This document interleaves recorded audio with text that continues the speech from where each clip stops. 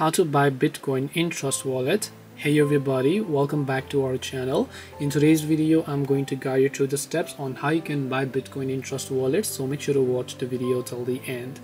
Buying Bitcoin on Trust Wallet is fairly simple. You simply open up the Trust Wallet application here and then just go ahead and then sign into your account.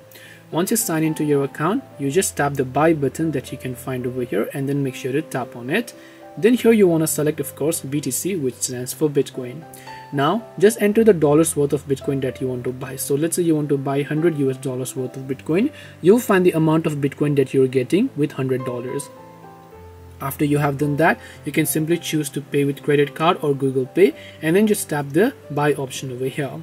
And this way you should be able to go ahead and then basically buy Bitcoin in Trust Wallet. Hope this video was very helpful. If you have got any more questions, queries or doubts, feel free to also leave them down below. Thank you for watching till the very end of this tutorial and see you soon in the next video.